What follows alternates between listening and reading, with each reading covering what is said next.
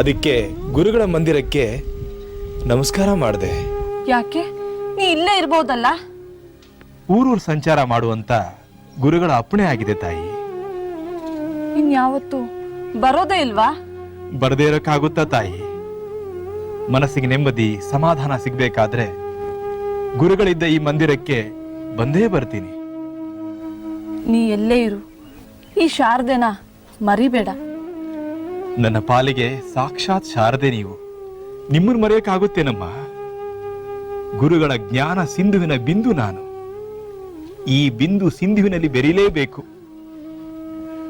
ನನ್ನ ಈ ಮನೆಯ ಸಂಬಂಧ ಬಿಂದು ಸಿಂಧುಗಳ ಸಂಬಂಧ.